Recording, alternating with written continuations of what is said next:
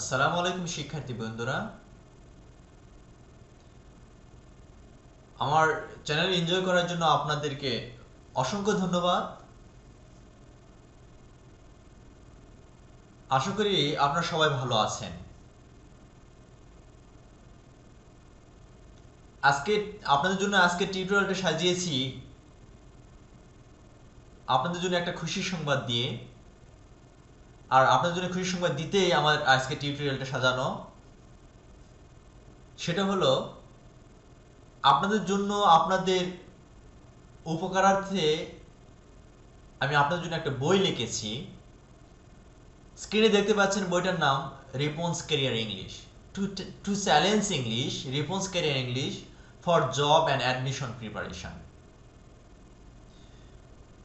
এই বইটা মূলত গ্রামারের, পুরো গ্রামারের যত থিম আছে, যত টপিক, যত চ্যাপ্টার আছে, সবগুলো নিয়ে এই বইটা লেখা। মূলত গ্রামার বেসড বইটা। আসলে গ্রামারের জন্য অন্য কোনো বই বা দেশি বিদেশি কোনো বই আপনাকে খুঁজতে হবে না, কোনো রুলস নিয়ম কানুন খুঁজতে হবে না।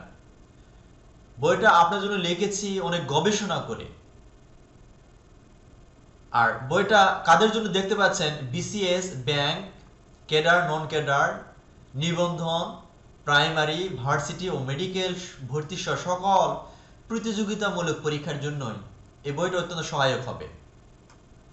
আর দেখতে পাচ্ছেন সাব হেডলাইন হিসেবে টু চ্যালেঞ্জ ইংলিশ কথাটা ব্যবহার করেছি, অর্থাৎ ইংলিশকে চ্যালেঞ্জ জানানোর জন্য বইটা আমি লিখেছি। অর্থাৎ ইংলিশটা আমাদের কাছে অত্যন্ত প্রতিদ্বন্দ্বী একটা বিষয় বা সাবজেক্ট, যেটাকে আমরা পরাস্ত করতে পারি না, ইংলিশকে আমরা কন্ট্রোল বা ক্যাপচার করতে পারি না।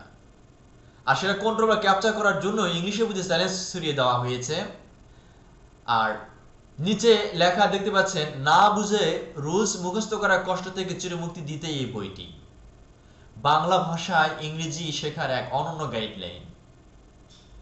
আসলে আমাদের ইংরেজি শেখা বলতে যেটা আমি মনে করি, আমরা আদৌ ইংরেজি শিখিনি বা শেখার কোনো চেষ্টাই করিনি। আমরা যেটুকু শিখেছি বা চেষ্টা করেছি সেটা হলো মুখস্থ করার, কিছু নিয়ম মুখস্থ করার চেষ্টা করেছি আমরা, কিন্তু নিয়ম মুখস্থ রাখার চেষ্টা করেছি, কোনো ইংরেজি শিখিনি।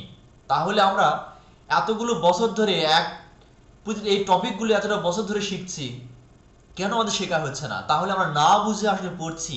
তাই আসলে আমি না বুঝে মুখস্থ করাকে সাপোর্ট করি না, যার জন্য বইটা আমি অনেক গবেষণাকে তৈরি করেছি। বাজারে যতগুলো বই আছে, আপনাদের যতগুলো চাকরির জন্য বা অ্যাডমিশনের জন্য যে গতানুগতিক যে গ্রামার বইগুলো আছে, আপনাদেরকে মুখস্থ করার জন্য রুলস, গাদা গাদা রুলস মুখস্থ করার জন্য উৎসাহিত করে। কিন্তু আমার বইটা সব বই একত্র করে প্রতিটা বইয়ের যে দুর্বলতা, প্রতিটা বইয়ের যে দুষ্প্রাপ্য যে জায়গা, যে গ্যাপ আছে, যে জায়গাগুলো, যে সমস্যা আছে, সব সমস্যার সমাধান করে আমার নিজের ভাষায় ব্যাখ্যা বিশ্লেষণগুলো দিয়ে লিখেছি।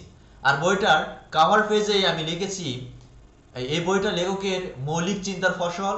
দেশি বিদেশি কোনো বই থেকে নিয়ম, ব্যাখ্যা, বিশ্লেষণ কোনো কথাই কপি বা পেস্ট করে বা ব্যাখ্যা, বিশ্লেষণ বা সংশোধন, সংস্করণ এই সমস্ত করে বইটা লেখা হয়নি।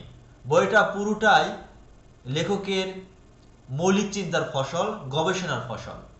তাহলে বুঝতেই পারছেন বইটা সম্পূর্ণভাবে বাংলা অর্থ দিয়ে, ব্যাখ্যা বিশ্লেষণ করে দিয়ে তৈরি। আপনি কেন এই রুলসটা মুখস্থ করবেন, রুলসটা কোত্থেকে আসলো, কিভাবে হলো, ইত্যাদি ব্যাখ্যা বিশ্লেষণ দিয়েই মূলত বইটা তৈরি করা হয়েছে। আমি আশা করি যে আপনারা বইটা এনজয় করবেন।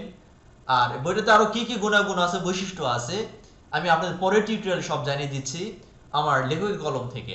ধন্যবাদ আপনাদের আমার লেকচারটা শেয়ার করার জন্য এতক্ষণে, আর মনোযোগ দিয়ে আমার লেকচার উপভোগ করার জন্য। আসসালামু আলাইকুম ওয়া রাহমাতুল্লাহ।